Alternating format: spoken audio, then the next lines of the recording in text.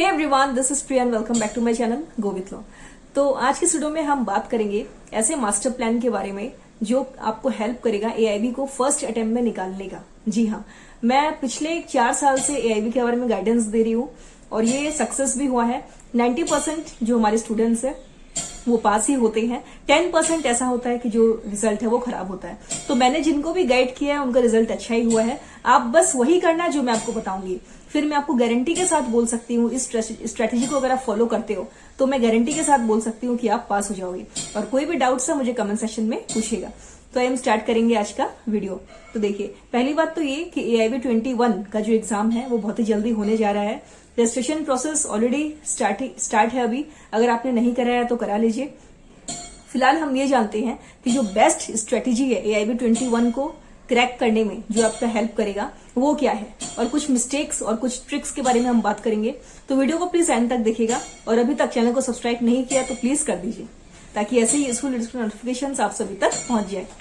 देखिए, पहला आपको ये नहीं बताऊंगी मैं ये बताऊंगी सबसे पहले कि क्या गलती है जो आप लोग करते हो। सबसे पहले आपको वो गलती को नहीं करनी है, फिर हम स्ट्रेटेजी की तरफ बढ़ेंगे। पहली बात तो ये, आप लोग मॉक टेस्ट नहीं करते हो। मॉक टेस्ट, जैसे कि मैंने आपको बोला कि मैं पिछले साल भी पीडीएफ के साथ मैंने मॉक टेस्ट का पेपर प्रोवाइड किया था, वो प्रैक्टिस के लिए है। उससे आपको सिर्फ प्रैक्टिस करना है। वो करोगे तो आपको अंदाजा लगेगा कि जो पूरा पेपर है 100 नंबर का, उसको आप कितने घंटे में आप उसको सॉल्व कर पा रहे हो। ठीक है। दूसरी बात तो ये कि बेयर एक्ट को आप लोग रट लेते हो, मेमोराइज कर लेते हो, है ना। बेयर एक्ट को रटना नहीं है बिल्कुल भी। पूरा एंटायर का सारा बेयर एक्ट आपको नहीं पढ़ना है। You don't have to study the entire bare act. सिर्फ आपको बेयर एक्ट का इस्तेमाल कैसे करना है वो आपको आना चाहिए। बेयर एक्ट से आंसर कैसे खोजते हैं ये इंपॉर्टेंट है। इसका वीडियो मैं बना चुकी हूँ, आपने नहीं देखा है तो प्लीज देख लीजिएगा, मेरे चैनल की प्लेलिस्ट में आपको मिल जाएगा। ठीक है। तीसरा जो है वो है आपका poor time management. Time management आप सभी को नहीं पता। मैंने देखा है कई लोग ऐसे हैं जिनको टाइम मैनेजमेंट के बारे में कुछ नहीं पता। पेपर तो मिल जाता है, वो आधा से ज्यादा समय वो निकाल देते हैं भाई क्वेश्चन पेपर को पढ़ने में। भाई पेपर को आप क्यों पढ़ रहे हो? पूरा का पूरा पढ़ने का आपको जरूरत ही नहीं है पेपर को। अगर आप बहुत ज्यादा फास्ट रीड कर सकते हो तो 5 मिनट में आपको सारा का सारा पेपर आपको खत्म करना पड़ के। अगर आप स्लो लर्नर हो तो आप पेपर को मत पढ़ो। ठीक है। तो 3 गलती है जो अक्सर एआईबी के कैंडिडेट्स करते हैं, इस वजह से वो फेल हो जाते हैं। तो ये 3 गलती आपको नहीं करना है। पहला है कि मॉक टेस्ट आप लोग नहीं लेते हो।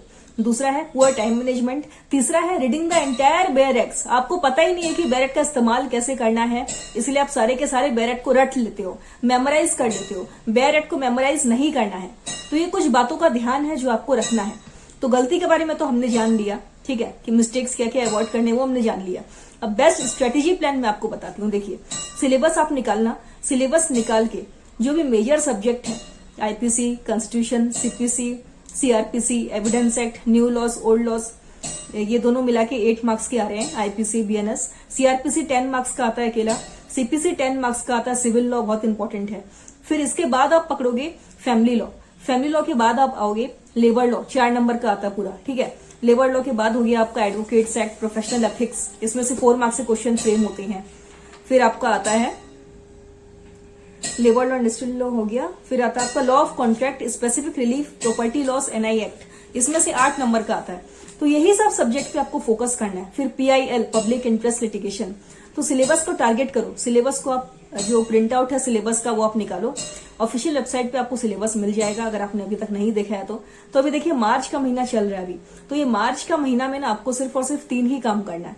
सबसे पहली बात तो ये कि जो भी इंपॉर्टेंट सब्जेक्ट है, मेजर सब्जेक्ट है, उसको आपको टारगेट करना है।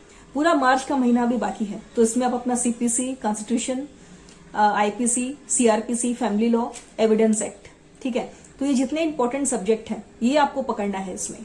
तो मार्च महीना काफी होता है। आपको बेयर एक्ट पकड़ना है। मतलब ये सब्जेक्ट आप कैसे पढ़ोगे? आपको बुक से नहीं पढ़ना है, एक एक पन्ना आपको उल्टाना नहीं है। आपको ये सब पढ़ना होगा अपने बेयर एक्ट से।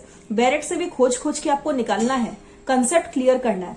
देखिए, अभी एआईबी पहले की तरह नहीं रहा है कि डायरेक्ट क्वेश्चन पूछेंगे, डायरेक्ट सेक्शन वाइज पूछेंगे, आप थोड़ा बहुत पढ़ लोगे तो पास हो जाओगे। ऐसा नहीं है। वो अभी जो बार काउंसिल ऑफ इंडिया वाले है ना, वो अभी क्या करते हैं, वो आपका कंसेप्ट देखते हैं कि आपकी जो कंसेप्चुअल क्लैरिटी है वो कितनी है, आप कितनी अच्छे चीजों को समझते हो, सॉल्व कर पा रहे हो, आप एडवोकेट्स बनने के लायक हो कि नहीं हो। तो ये सारा कुछ टेस्ट किया जाता है एआईबी के एग्जाम में। एआईबी क्या है? ऑल इंडिया बार एग्जामिनेशन। सिंपल सा एग्जाम होता है, जो भी आपने एलएलबी के 3 साल 5 साल में पढ़ा है वो सारा का सारा कुछ का टेस्ट आपको देना पड़ता है इस एग्जाम में, ठीक है। तो डरने की तो बात है ही नहीं। पहली बात तो ये कि आप कॉन्फिडेंट रहिए, आपको ओवर कॉन्फिडेंट भी नहीं होना है कि गारंटी के साथ मैं बोलता हूं मैं पास हो जाऊंगा, क्या है कुछ नहीं है, इस तरीके से ओवर कॉन्फिडेंट आपको नहीं होना है, बस पढ़ना है। अभी देखिए, वीडियो को खाली चलाना नहीं है और वीडियो को आपको समझना है, नोट करना है। इंपॉर्टेंट बात जो भी मैंने आपको बोला, अब कैसे तैयारी करनी है, जैसा कि मैंने आपको पहली बात बोला, जो मेजर सब्जेक्ट है उसमें आपको फोकस करना है, ठीक है। Constitution law, IPC, CrPC, evidence act, तो ये मार्च महीना काफी है। अगर आप डेली 2 घंटे पढ़ते हो तो इतना हो जाएगा। फिर अप्रैल महीना में आप क्या करोगे? अप्रैल महीना में आप पकड़ोगे law of tort, advocates act, फिर आपका प्रोफेशनल एथिक्स का जो भी है, ठीक है। फिर labour and industrial law, public interest litigation, ये सब आप करोगे अप्रैल महीना में। फिर आता है मई का महीना। मई का महीना में आप एकदम वीकेस्ट जो सेक्शन है, जो आपको लग रहा है कि बहुत टफ है, जो हमसे नहीं हो रहा है, जैसे केस लॉस हो गए और भी कई सारे इंपॉर्टेंट जजमेंट हो गए, अमेंडमेंट्स हो गए, जो आपको नहीं हो रहा, मतलब एकदम वीकर सेक्शन है, आप उसको अच्छे से पढ़ नहीं पा रहे हो, आपको लग रहा है कि भाई ये बहुत हार्ड है, तो मई महीने में आप वो करोगे। फिर बचा जून का महीना। जून का महीना में सिर्फ रिविजन करना, आपको मॉक टेस्ट आपको लगाना है जून के महीने में। मॉक टेस्ट से ये पता चलेगा कि जो 100 नंबर का क्वेश्चन है, आप पूरा एआईबी का पेपर आप 3 घंटे में आप कितना जल्दी आप उसको सॉल्व कर पा रहे हो, तो इससे आप टाइम मैनेजमेंट सीखोगे, ठीक है। तो ये जो मैंने आपको बताया है ये आपको करना है। और गलती जो आपको नहीं करनी है वो है एंटायर बैरेक्ट आप लोग पढ़ लेते हो। फिर कई लोग मुझे पूछते हैं कि मैम हम सारा बैरेक्ट लेके नहीं जाएंगे, रैंडमली चूज करेंगे, जो इंपॉर्टेंट है वही लेके जाएंगे। नहीं, ये गलती आपको नहीं करनी है, ठीक है।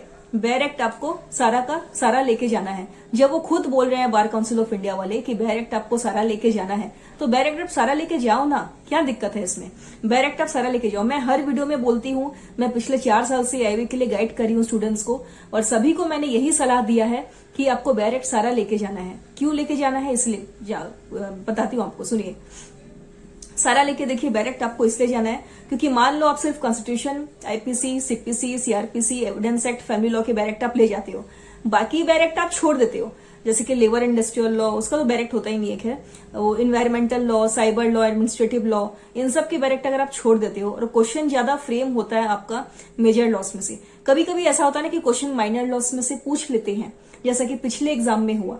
एआईबी 20 में क्या हुआ था आपको पता है? सबसे ज्यादा क्वेश्चंस फ्रेम हुए थे एमवी एक्ट में से, डीवी एक्ट में से। डीवी एक्ट तो सिलेबस में है ही नहीं, लेकिन फिर भी उसमें से कई सारे क्वेश्चंस फ्रेम हुए थे।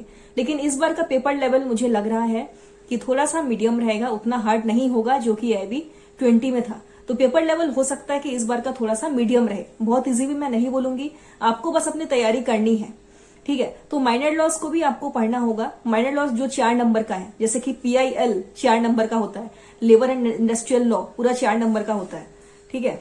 फिर आपका arbitration act, alternative dispute redressal, ये 4 मार्क्स का होता है। तो 4 मार्क्स वाले भी है ना, वो भी आपको पढ़ना है। जैसे पीआईएल हो गया, एडीआर हो गया, फिर आपका प्रोफेशनल एथिक्स हो गया, एडवोकेट्स एक्ट जो है अंडर बीसीआई रूल्स, ये आपको पढ़ना है। Labour and industrial law 4 number का आता है, ये आपको पढ़ना है। बाकी 2-2 नंबर वाले आप स्किप कर दो।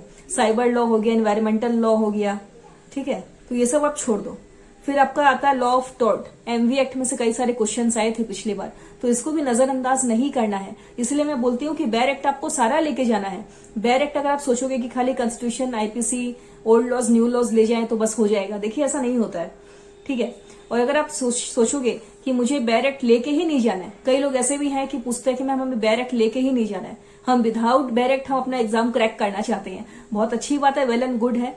अगर आप पढ़ने में टॉपर हैं, बचपन से आप पढ़ने में अच्छे हैं, आपके जो मतलब एवरेज स्टूडेंट आप नहीं है, बहुत ज्यादा अच्छे हैं, तो मैं आपको यही बोलूंगी कि आप विदाउट बैरेक्ट भी आप एग्जाम दे सकते हैं। लेकिन कैसे, ये सुन लो। उसके लिए जो तैयारी है वो आपको अभी से करनी होगी, और एक दिन में आपको कम से कम भी 3 घंटा देना होगा। यानी कि आज से ही आपको एक एक सब्जेक्ट को 3-3 घंटे तक पढ़ना होगा। आज आपने कॉन्स्टिट्यूशन 3 घंटे में थोड़ा पढ़ा, कल आपने कोई और सब्जेक्ट को पढ़ा, फिर परसों कोई और सब्जेक्ट को पढ़ा, तो हफ्ते में सारे सब्जेक्ट को ऐसे आपको रिपीटेडली आपको पढ़ना पड़ेगा, तब आप विदाउट बैरेक्स भी आप पास हो सकते हो, ठीक है। तो ये जो मैंने स्ट्रेटेजी आपको बताया है, आई होप आपको ये समझ में आ गया होगा, ठीक है। और एक बात आपको बता दूं कि जो पीडीएफ है, मैंने पीडीएफ रेडी किया हुआ है। तो जो पीडीएफ है मेजर सेट का मैंने रेडी कर रखा है। तो पीडीएफ के अगर आपको चाहिए तो आप मुझे व्हाट्सएप पे मैसेज कर देना। 1 अप्रैल से पीडीएफ अवेलेबल होंगे। पीडीएफ में क्या क्या है वो सुन लीजिए। पीडीएफ में जितने मेजर लॉस हैं वो सारे के सारे इंपॉर्टेंट एमसीक्यूज रहेंगे, इंपॉर्टेंट सेक्शंस रहेंगे, कौन कौन से पार्ट आपको टच करना है, इंपॉर्टेंट एरियाज टू कवर रहेगा। कॉन्स्टिट्यूशन हो गया, सीपीसी हो गया, लैंडमार्क जजमेंट का अलग पीडीएफ आपको मिलेगा। Tips and strategy, pass AIB in first attempt, ये 2 पीडीएफ आपको अलग से मिलेगा। उसी में प्राइस रहेगा 280। तो 280 ही प्राइस लास्ट ईयर भी था, इस बार भी मैंने 280 ही प्राइस रखा है।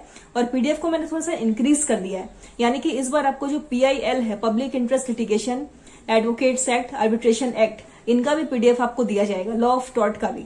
तो जितने इंपॉर्टेंट सब्जेक्ट थे, इंपॉर्टेंट सेक्शंस, इंपॉर्टेंट एरियाज, वो सबको मिला के मैंने पीडीएफ रेडी किया है। 280 पीडीएफ का प्राइस रहेगा। अगर आपको चाहिए तो आप मुझे व्हाट्सएप पे मैसेज कर सकते हैं। मेरा जो नंबर है आपको स्क्रीन पे दिख रहा होगा, ठीक है। 1 अप्रैल से पीडीएफ अवेलेबल हो जाएगा। अभी हमारी टीम बनाने में लगी हुई है पीडीएफ को। तो बाकी आई होप कि आपका जो प्रिपरेशन है आपने स्टार्ट कर दिया होगा। रजिस्ट्रेशन भी जारी है एआईबी 21 के लिए। और कोई भी डाउट्स है मुझे कमेंट सेक्शन में पूछिएगा। और एक बात, कई लोग मुझे पूछ रहे थे कि मैम कौन कौन एआईबी 21 दे सकता है, तो आपको बता दूं, अगर आप फाइनल ईयर के लॉ स्टूडेंट्स हैं, पिछले सेमेस्टर्स में अगर कोई आपके बैकलॉग्स नहीं है, सारे सेमेस्टर्स अगर आपने क्लियर किए हुए हैं, तो आप एआईबी 21 दे सकते हैं। दूसरी बात तो ये, अगर आपने एलएलबी पास कर लिया है लेकिन आपने एनरोलमेंट नहीं कराया है कहीं पर भी, तभी भी आप दे सकते हो एआईबी 21। अगर आपने रजिस्ट्रेशन नहीं करवाया है तभी भी आप दे सकते हो। और किसी भी कारणवश मान लीजिए आपने एलएलबी कर रखा है, आपने फॉर्म फिलअप किया था लेकिन आप एआईबी नहीं दे पाए कोई भी कारणवश, तो दोबारा भी आप जो फीस है, नॉमिनल फी है, वो दे करके आप अपना एआईबी 21 का एग्जाम क्रैक कर सकते हो। तो ये स्ट्रेटेजी आई होप आपको समझ में आ ही गया होगा। तो जो भी मैंने आपको बताया, 3 इंपॉर्टेंट पॉइंट्स, मतलब इंपॉर्टेंट मिस्टेक्स जो आपको कमिट नहीं करना है। टाइम मैनेजमेंट बहुत पुअर रखते हो आप लोग, इसको सही करो आप। फिर बेयर एक्ट में पकड़ जमाओ, क्योंकि बेयर एक्ट एक ऐसा एकमात्र हथियार है जो हेल्प करेगा आपको एआईबी क्रैक करने के लिए 1 अटेम्प्ट में। ये मैं हर वीडियोस में बोलती हूँ और ये काफी बेनिफिशियल भी रहा है कई स्टूडेंट्स को। ये बात आप मान के चलो, ठीक है। मॉक टेस्ट लगाओ, 100 नंबर का जो पेपर है, question paper previous year question paper को निकालो। मैंने पीडीएफ में भी मॉक टेस्ट का इंक्लूड किया है, तो उसका भी आप जेरोक्स करके प्रिंट आउट निकाल के उसको भी आप ले सकते हो, ठीक है। तो उसमें आप प्रैक्टिस करोगे तो आपका टाइम मैनेजमेंट बहुत ज्यादा ठीक होगा। और बेयर एक्ट अभी से इंडेक्स जो है, बेयर एक्ट का इंडेक्स पढ़ो, कौन सा क्वेश्चन कहाँ है, कौन सा टॉपिक कहाँ पे है, इसका थोड़ा सा नॉलेज लो आप। बेयर एक्ट का नॉलेज लो, क्योंकि बेयर एक्ट का अगर नॉलेज नहीं रखोगे, आपको नहीं पता रहेगा कि बेयर एक्ट का इस्तेमाल कैसे करते हैं, तब तक आप एआईबी में पास नहीं कर पाओगे, ठीक है। तो I wish you all the best. Please अच्छे से पढ़ाई कीजिए। कोई भी डाउट्स है मुझे कमेंट सेक्शन में पूछिएगा। और चैनल को प्लीज सब्सक्राइब कर दीजिए, क्योंकि सब्सक्राइब करोगे तभी ऐसी ही वीडियोस की नोटिफिकेशन आप तक पहुंचेगी। और इस वीडियो को ज्यादा से ज्यादा शेयर कीजिए, क्योंकि मैं चाहती हूँ कि ये वीडियो ज्यादा से ज्यादा शेयर हो। कई लोगों को नहीं पता है कि मैं एआईबी 21 की तैयारी करवाती हूँ, तो ज्यादा से ज्यादा शेयर कीजिए। और मैं जो बोल रही हूँ, जो बताया मैंने इस वीडियो में, आप उसको फॉलो करो। जो मेरे गाइडेंस है, मैं फुल गाइडेंस दूंगी आपको। कोई भी दिक्कत है आप मुझे कॉल भी कर सकते हो। मैं नंबर आपको डिस्क्रिप्शन पे मिल जाएगा, स्क्रीन पे दिख रहा होगा। तो I hope you guys are doing good. See you guys in the next video. Bye bye. Take care everyone.